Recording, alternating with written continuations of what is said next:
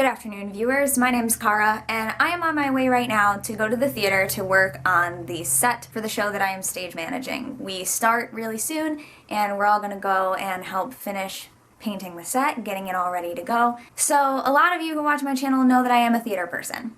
Today is the 19th of November. This morning I woke up to a little bit of snowfall outside my window and news that the Hamilton cast addressed Vice President-elect Mike Pence last night at their performance that he attended, their performance of Hamilton, an American musical. The reactions that people are having to the choice of the cast and the creative team of that production and the producer and everyone involved to address their guest at the show at the end is indicative of so much of what's going on right now. I see a lot of people merely saying, "Thank you.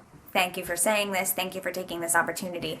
And then I also see a lot of people really negatively coming down on the cast, saying things like, "I really liked this show, but now I don't want to support it anymore. These people are classless. This was an embarrassment. It's disgusting." All of these things being said. And as a theater person, I am heartbroken that so many people really don't understand what's going on here. You can find videos of the statement and the transcript of the statement online. You can see what was actually said. You can see what the lead male actor, Brandon, actually read to Mike Pence, and also that Brandon has said that Pence respectfully stayed and listened to every word and heard them out, which I think is just fantastic. And to see all of this negativity coming from people showing how they really don't understand why these issues are so important to us, and they don't understand really what theater is about. There are so many people saying, "Keep your politics out of theater.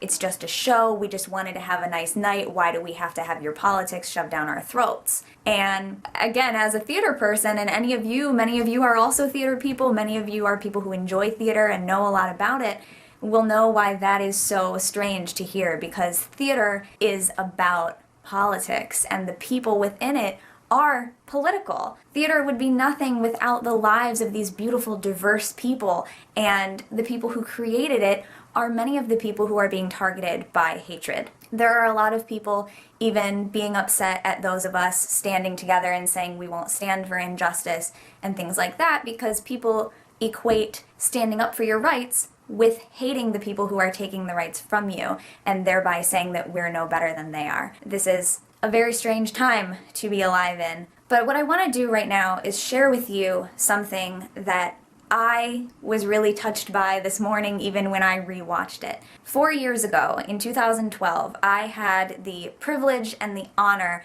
of having my senior capstone project be a show that I co-wrote with two other friends from my college, and it was about autism spectrum disorders. I played myself as a character who was on the spectrum. So you'll notice that they called me by my name, which is Cara. But the opening sequence of the show touched on why we were using theater to educate about something like autism spectrum disorders, and why theater is used to educate about a number of different things. I just recently saw a show at my community theater that was about the heroin epidemic and trying to educate the community about the dangers of this drug and the kinds of things that happen when someone is going through addiction to it. There are shows about any number of things. And theater is something that can really touch people and make our voices heard. So I had the privilege of getting to deliver this speech that was the portion of which I'm going to show you, which was written by my friend Amy. It's about theater as a catalyst for revolution, and a little bit about theater history and what theater was used for,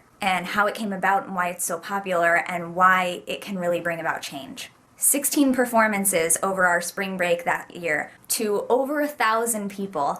I got to stand up and say the words, "Theater is the threshold of revolution." And seeing the statement made by the Hamilton cast this morning and reading all of the comments in response to it really just made me think of this speech. I don't think I've ever shown any of you any of my acting before. I know I didn't show any of this project yet, but this is a clip from the very opening scene of my senior capstone project, written by my beautiful friend, Amy.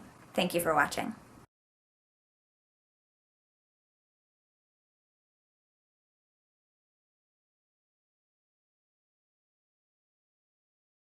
Theater lives on ideas. It's an endless cycle of idea production, meta-science, and everything spelled out in layman's terms.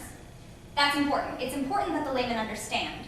Cara? The layman has to understand or else revolutions never take place, and theater is the threshold of revolution, you know. Theater is where and how and why society changes. Dinner's ready. The Greeks performed theater as public forum. If you had beef with a senator, you wrote a chorus for performance at the Dionysian Festival, or maybe if you were a senator who wanted to be reelected. Cara, are you listening? What the Greeks did, what they made theater is a place where, if nobody listened to you before, they sure would shut up now. Theater is where the dumb go to speak. The uneducated go to show what they know, and the silly go to be taken seriously. You know what all Shakespeare's fools have in common?